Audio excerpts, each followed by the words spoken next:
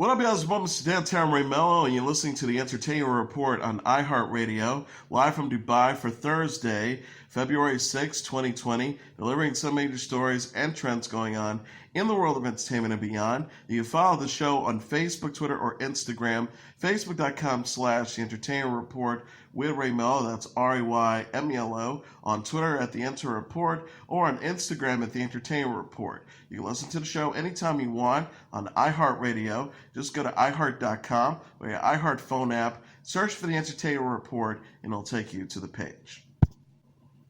Kirk Douglas, the son of a ragman who channeled a deep personal anger through a chiseled jaw and steely blue eyes to forge one of the most indelible and indefatigable careers in Hollywood history, died Wednesday in Los Angeles. He was 103 years old.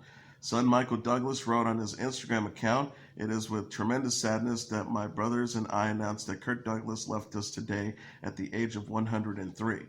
To the world, he was a legend, an actor from the golden age of movies who lived well into his golden years, a humanitarian whose commitment to justice and the causes he believed in set a standard for all of us to aspire to." Douglas walked away from a helicopter crash in 1991 and suffered a severe stroke in 1996, but even the battier, he refused to give in. With the passion, will to survive, he was the last man standing of all the great stars of another time. Nominated for 3 times for the Best Actor by the Academy of Motion Pictures Arts and Science for Champion in 1949, The Bad and the Beautiful 1952, and Lust for Life in 1956, Douglas was the recipient of an honorary Oscar in 1996. Arguably the top male star of the post-World War II era, he acted in more than 80 movies before retiring from films in 2004. Steven Spielberg said in a statement, "Kurt retained his movie star charisma right to the end of his wonderful life, and I'm honored to have been a small part of his last 45 years. I will miss his handwritten notes, letters, and fatherly advice, and his wisdom and courage, even beyond such a breathtaking body of work, are enough to inspire me for the rest of mine." Father of 2-time Oscar-winning actor, director, producer Michael Douglas, the Amsterdam, New York native first achieved stardom as a ruthless and cynical boxer and champion. In The Bad and the Beautiful, he played a hated, ambitious movie producer for director Vincent Minnelli, then was particularly memorable again for Minnelli as the tormented genius Vincent Van Gogh in Lust for Life, for which he won the New York Film Critics Award for Best Actor. Perhaps most importantly, Douglas rebelled against the McCarthy-era establishment by producing and starring as a slave in Spartacus, written by Dalton Trumbo, making the actor a hero to those blacklisted in Hollywood. The film became Universal's biggest moneymaker, an achievement that stood for a decade. Douglas's many honors included the highest award that can be given to a U.S. civilian, the Presidential Medal of Freedom. The broad-chested Douglas often bucked the establishment with his opinions, and he had the courage to back them up. He once said, "I've always been a maverick. When I was new in pictures, I defied my agents to make Champion rather than appear in an important MGM movie they had planned for me, The Great Sinner, which would wound up starring Gregory Peck. Nobody had ever heard of the people connected to Champion, but I liked the Ring Lardner story, and that's the movie I wanted to do. Everyone thought I was crazy, of course, but I think I made the right decision." Never one to toe the line with the synthetic movie star type parts, Douglas played classic heels in a number of films. In 1951, he showed a keen flair for portraying strong-minded characters like the sleazy newspaper reporter in Billy Wilder's The Big Carnival, aka Ace in the Hole, and the sadistic cop in William Wyler's Detective Story. He played more sympathetic types in Out of the Past, 1947, Gunfighter at the OK Corral, 1957 as Doc Holliday, Paths of Glory, 1957, and The List of Adrian Messenger, 1963. Douglas was very particular in his role selection. He said in a 1982 interview, "If I like a picture, I do it. I don't stop to wonder if it'll be successful or not. I love Lonely Are the Brave and Paths of Glory, but neither of them made a lot of money. No matter, I'm proud of them." His independent nature led him in 1955 to form his own independent film company, Burn Up Productions. In the post-World War II era, Douglas was the first actor to take control of his career in this manner. Captaining his own ship, he soon launched a number of heady projects.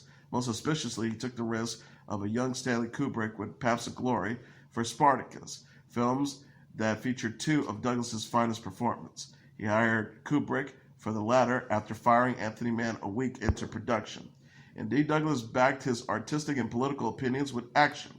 His public announcement that blacklisted writer Trumbo would script Spartacus was a key moment in Hollywood's reacceptance of suspected communist figures. During a Tonight Show appearance in August 1988 to promote his first book, The Ragman's Son, Douglas told Johnny Carson that he often drew from personal experience for his work on films. He said, "What I found out when I wrote this book is I have a lot of anger in me. I'm angry about things that have happened many, many years ago. I think that anger has been a lot of the fuel that has helped me in whatever I've done." Douglas was born Ishor Danielovich Deminsky in the industrial part of Amsterdam, New York. His parents, Jewish immigrants from Russia, raised 7 children, and as soon as he was old enough, Douglas went to work to help support the family. He put himself through St. Lawrence University by working as a janitor. After receiving his Bachelor of Arts degree, Douglas moved to Manhattan, where as a result of a single reading for the head of the American Academy of Dramatic Arts received a special scholarship. Soon after graduating from the Academy in 1941, Douglas made his Broadway debut in Spring Again, starring Grace George and C. Aubrey Smith, playing a singing messenger boy. In 1942, he enlisted in the Navy and attended the Midship School at Notre Dame and was commissioned an ensign. He served in an anti-submarine patrol in the Pacific as a communications officer until 1944, when he was honorably discharged as a lieutenant. Returning to civilian life in Broadway, Douglas replaced Richard Widmark as a juvenile lead in Kiss and Tell and appeared in Trio and Star in The Window.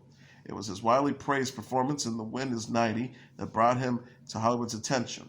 The year was 1946, and at the suggestion of Lauren Bacall, producer Hal Wallace invited him to come to California to do a screen test. Wallace was so impressed with Douglas that he cast him in the lead opposite Barbara Stanwyck in The Strange Loves of Martha Ivers, 1946.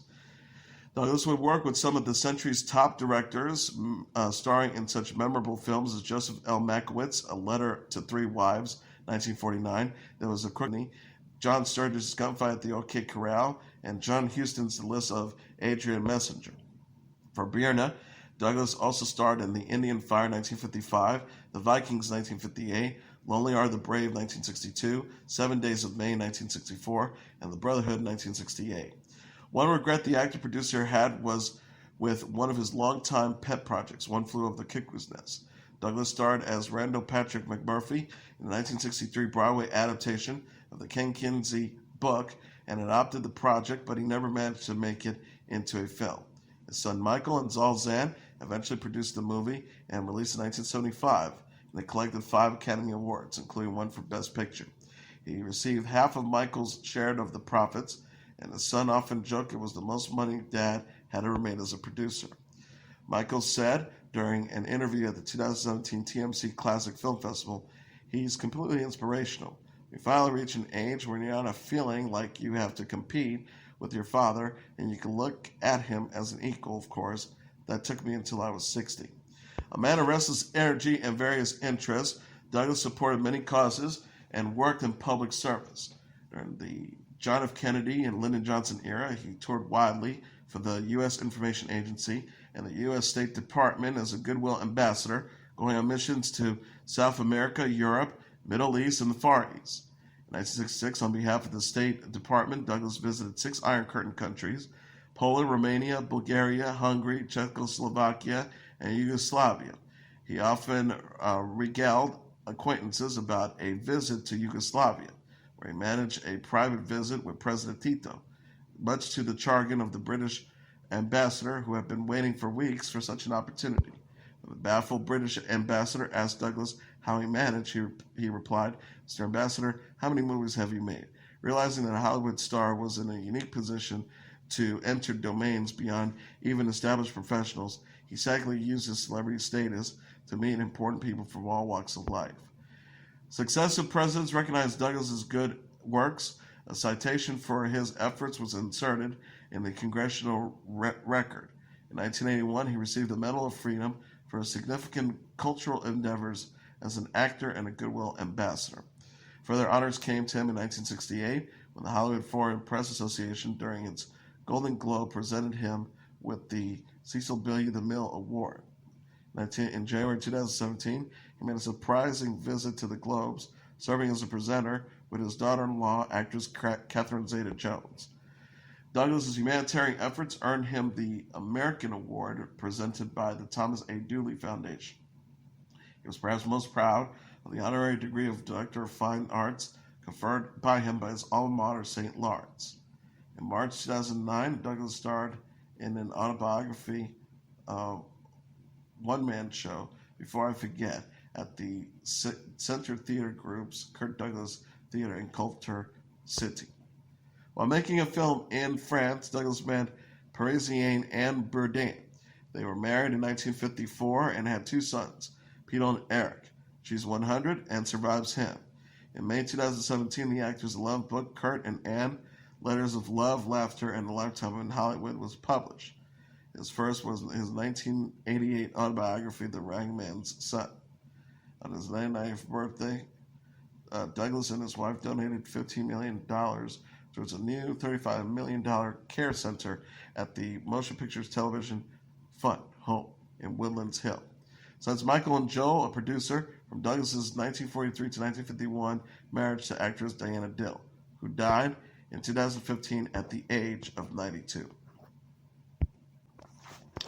Tributes are still pouring following the death of Kirk Douglas. Catherine Zeta-Jones, the daughter-in-law of Douglas and the wife to his son Michael Douglas, shared a black and white picture of her kissing Douglas's cheek. She wrote on Instagram alongside the sweet snapshot of the pair, "To my darling Kirk, I shall love you for the rest of my life. I miss you already. Sleep tight." Rob Reiner, the actor and director, said about the actor, "Will always be an icon of the pantheon of Hollywood." He added, "Kurt put himself on the line to break the blacklist. My love goes out to my friend Michael and the whole family." Lee Grant, who co-starred with Douglas in the 1951 movie Detective Story, said on Facebook the actor was, quote, "one of those rare creatures." Grant said, "A movie star as well as an incredible actor, a man who forged his own destiny and uses notoriety in an attempt to make some difference in the world. He was a gift. We're so lucky to have had him, and in some ways we always will." Mitzi Gaynor, who starred alongside Douglas in a 1963 film For Love or Money, applauded her co-star. She tweeted, "Bravo, Kirk Douglas, on an incredible life. Thank you for so generously sharing your amazing talent with all of us. The film we made together will always hold a special place in my heart. My love to Anne and your beautiful family. Hashtag Kirk Douglas." Mark Hamill said of Douglas, he was one of the biggest stars of all time. He continued by saying, "A brilliant actor with an unforgettable blazing charisma. He will also be remembered for putting his career on the line by defying the Hollywood blacklist, hiring writer Dalton Trumbull for the classic Spartacus. Hashtag RIP." Dave DeVille referred to Douglas as the inspirational Shallowag. He added, 103 years on this earth, that's got a nice ring to it. Great hanging with you, man. William Shatner sent condolences to the family of Kirk Douglas. What an incredible icon he was in this industry. Seinfeld star Jason Alexander said he was heartbroken by the news. He said Kirk Douglas was a friend and an absolute legend of a star and human. He got better with every passing day, so honored to have known him. My love to his family. We could use a true Spartacus. The U.S. Naval Institute commemorated Douglas's service in the United States Navy from 1941 to 1944 during World War II. They tweeted, "RIP, Lieutenant General Kirk Douglas, USN, retired, who passed away today at 103. Douglas served on the submarine chaser PC-1139 in World War II before being discharged for injuries suffered during the attack. He went on to a successful acting career and starred in many classic films such as Spartacus." Actor Ed Asner, the former president of the Screen Actors Guild, said he will, quote, "always be in awe of Douglas," and he added, "May you memory forever be a blessing."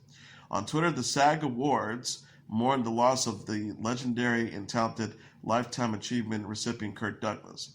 They said his commitment to acting, justice, were inspirational. Our thoughts go out to his family at this time.